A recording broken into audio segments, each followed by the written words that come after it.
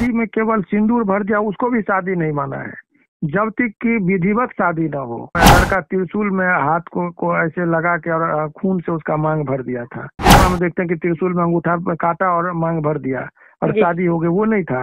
उसको खून भरी मांग कहा, सिंदूर भरी मांग नहीं कहा, और सुप्रीम कोर्ट ने कहा कि वो शादी नहीं है। लिविंग रिलेशन की मान्यता कितनी सालों की होती है?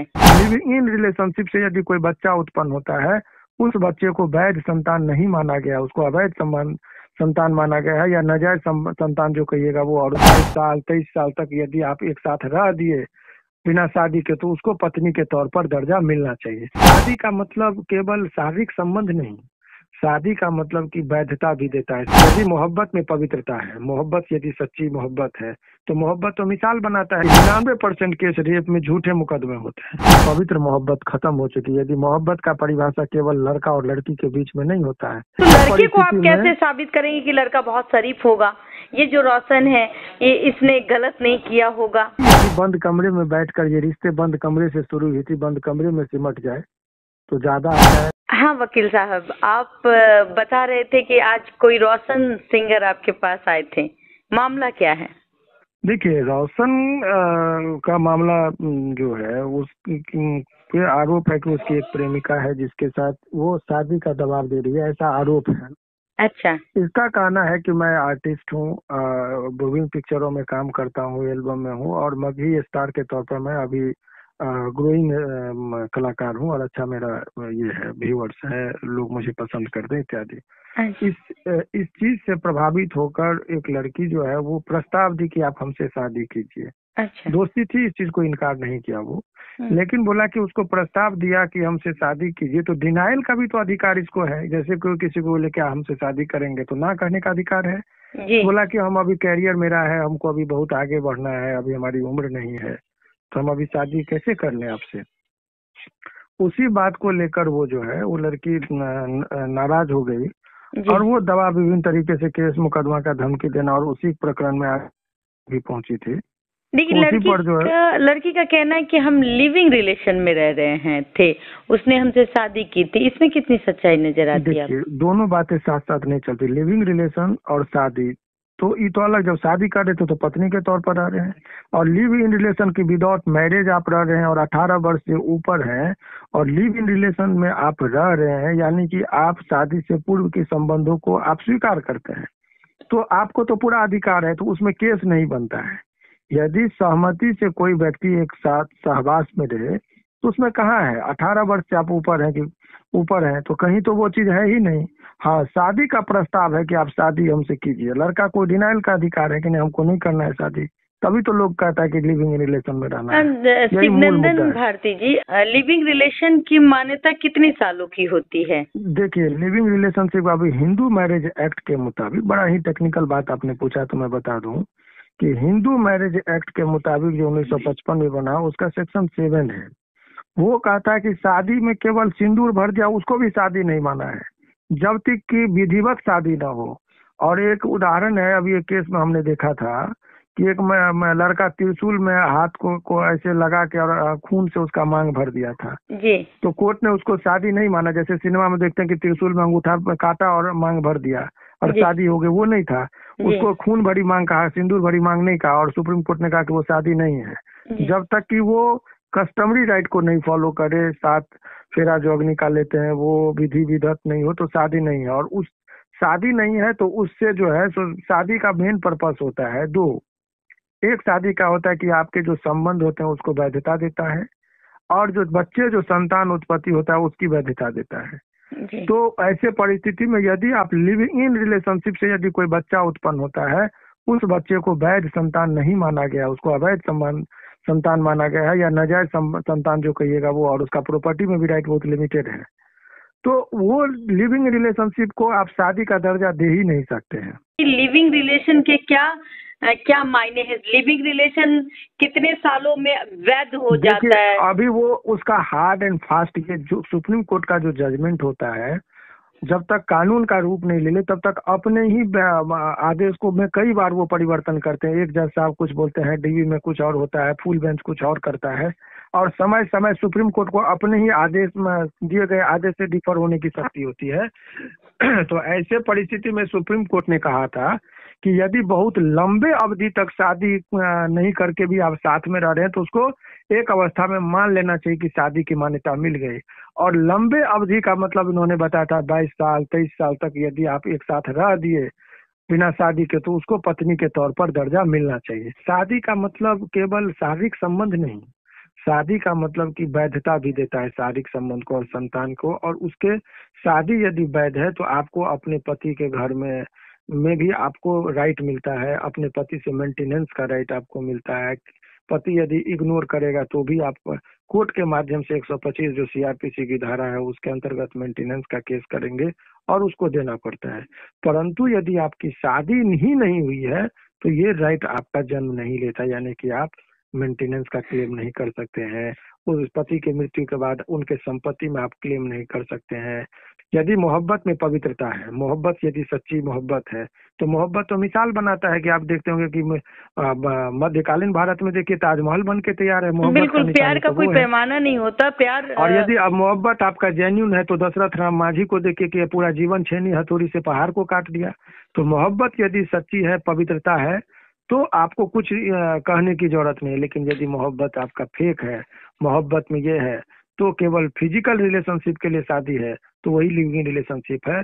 और ऐसे शादी को ना ही कानूनी तौर पर मान्यता है और ना ही सामाजिक तौर पर उसकी कोई मान्यता है। पति पत्नी एक साथ रहने के बाद भी वो किसी गैर मर्द के साथ संबंध रख सकती है और उन पे कोई केस नहीं बनता। इस तरीके का जो कानून है इस पे आप क्या कहेंगे? वो एडल्ट्री कानून था। देखिए हमने क्या कहा, आप शादी की बात कर रहे हैं और शारीरिक संबंध दोनों अलग चीज है, ये समझना होगा लोगों को। ये शारीरिक संबंध ऐसा है कि आदमी इंसान चाहे और लड़का और लड़की को पूरी आजादी दिया गया कि आप शादीशुदा हैं तो भी यदि किसी गैर मर्द के साथ यदि सहमति से आप संबंध स्थापित करते हैं तो कानून के नजर में वो कोई क्राइम नहीं है। और अगर कोई पुरुष करता हो तो भी वो अवैध नहीं है।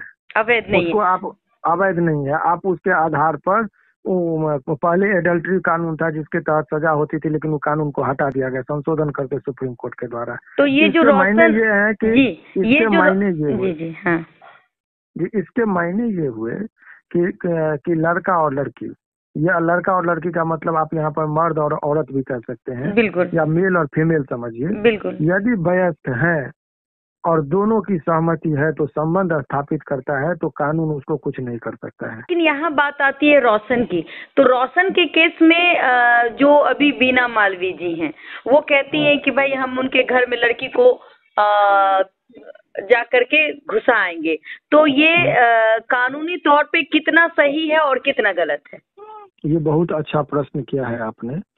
जैसे जो भी एनजीओ आज के डेट में प्राइवेट एनजीओ जो रन कर रही है और वो महिलाओं के अधिकार के लिए या पुरुषों के अधिकार के लिए लड़ने की चाहत रखती है, तो ऐसी महिलाएं जो खुद चली जाती है और वो लड़की को कहती है कि एक धमकी भरे लहजे में कि भाई हम उन लड़की को जाके उनके घर रखाएंगे, तो इस पे आप क्या कहेंगे? कानून इस पे कितना बहुत अहम प्रश्न आपने किया। वही चीज पर मैंने इसे कई इंटरव्यू मैंने दिया। देखिए कि कानून को किसी को भी व्यक्ति को अपने हाथ में लेने की अनुमति नहीं है। नंबर 1, यदि कोई व्यक्ति जबरदस्ती कह रहा है कि मैं किसी को घर में रख के आ जाऊंगी या रखवा दूंगी, तो वो आपको जैसे मेरे या आपके ऑफिस में मैं बिना अनुमति के बिना मे आई कम इन कहे हुए आपके घर में घुस गया तो उसके लिए चाहे तो आप मुझे 1 साल का सजा करवा सकते हैं, कानूनी प्रावधान है। तो जहाँ पर मे आई कमिंग के बगैर नहीं हम घुस सकते हैं। और वहाँ और यदि जबरदस्ती आपके तो हाउस ब्रेकिंग कहते हैं उसको, ट्रेस पास, कि घर में यदि घुस गए बिना इजाजत के और जबरदस्ती घुस गए और रात में घुसे तो अलग अलग कानून है। और उसको मैं आपको बता दूं 449 धारा है आईपीसी का, 450 धारा है आईपीसी का और सेक्शन 460 है आईपीसी का। इन तीनों धाराओं में आजीवन कारावास तक का प्रावधान है यदि बिना अनुमति के घर में घुसकर हो हंगामा किए तो ये क्या एनजीओ पे भी लागू होता है? एनजीओ हो या कोई व्यक्ति हो या कोई कंपनी हो या कोई संस्था हो, ईच एंड एवरी पर्सन पे लागू, वहाँ पर्सन बोला गया है। और पर्सन एक कंपनी भी हो सकती है, एक एनजीओ भी हो सकती है और एक व्यक्ति भी हो सकती है। मीडिया में आकर के ये कहना कि हमसे मिलो नहीं तो हम, जैसे एनजीओ कहती है, नहीं तो हम जिंदगी भर जेल में सड़ा देंगे। एनजीओ जो है, नॉन गवर्नमेंट इंस्टीट्यूट जो है, वो संवैधानिक और सरकारी संस्थान नहीं है। आप एक पहल कर सकते हैं और पहल एक आप जो करेंगे वो पहल आप दोनों के सहमति से करेंगे, उनको समझाकर बुझाकर कि भाई मेल कर लो, ये एक आप कर सकते हैं। थ्रेट करना अपने आप में अपराध है, किसी को आप धमकी भी नहीं दे सकते हैं, किसी को आप शोषण नहीं कर सकते हैं।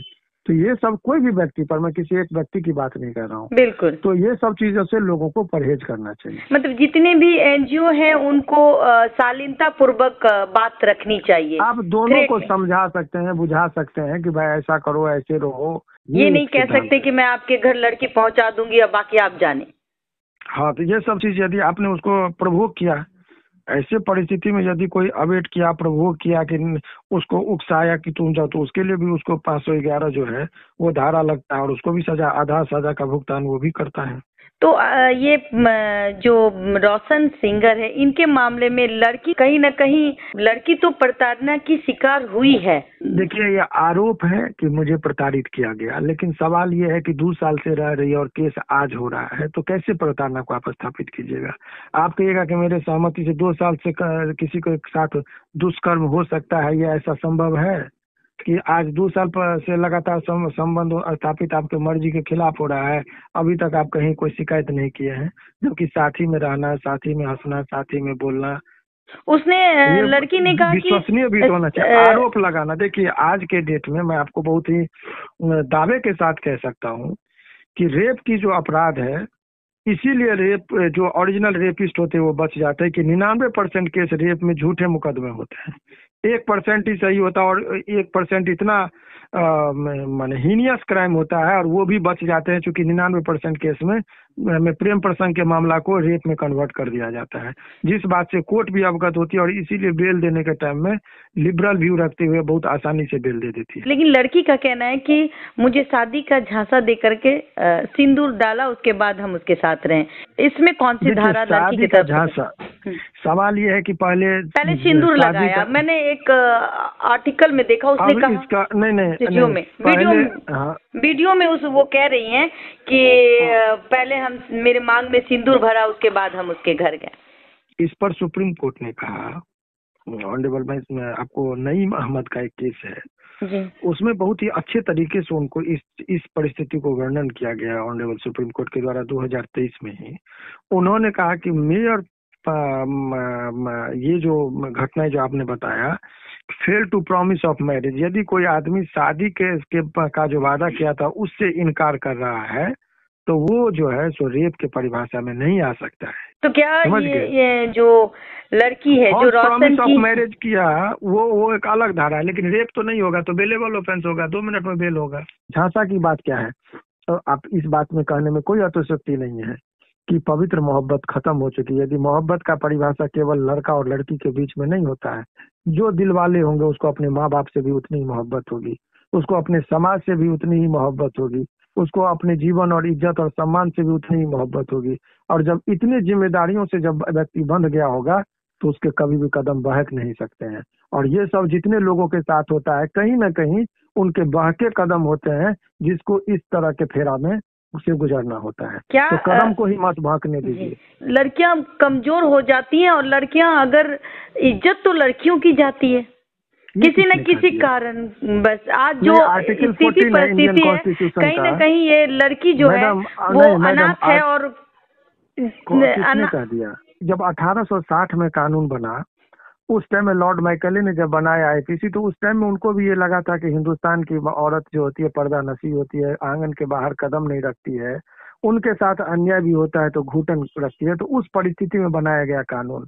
1860 की कानून को अभी भी लागू किया जाता है। और क्या आपको लगता है कि वही परिस्थिति है जो 1860 में महिलाओं के साथ थी? आज बताइए कि जो बबीता मैडम है, किसी की औकात है कि आपके तरफ बुरा नजर देखे? है किसी की हैसियत? क्योंकि आप में वो गट्स है, आप भी तो खुलेआम घूमते हैं। आज तक कभी किसी को है औकात की आपके तरफ देखे? क्योंकि आप ईमानदार हैं, आपके कदम स्ट्रांग हैं, आप विचारवान हैं, आप नैतिकता के बातों पर चलते हैं। लेकिन जब कोई खुद गलत रास्ते पर हो तो उस सर, व्यक्ति का कौन कैसे साबित करेंगे कि लड़का बहुत शरीफ होगा? ये जो रोशन है ये इसने गलत नहीं किया होगा। ये मैंने नहीं कहा, मैं ये नहीं कह रहा हूँ कि वो नहीं होगा। जो आरोप इस पर लगाए गए हैं जी, वो आरोप किस परिस्थिति में लगाएंगे उसकी बातें हो रही है यहाँ जी जी। रोशन के केस को ये हैंडल कर रहे हैं, राइट सर? जी जी। तो हमारी पहल है कि यदि बंद कमरे में बैठकर ये रिश्ते बंद कमरे से शुरू हुई थी, बंद कमरे में सिमट जाए तो ज्यादा अच्छा है। तो ये थे हमारे साथ शिवनंदन भारती जी, जिन्होंने बेबाक तरीके से अपनी बात रखी।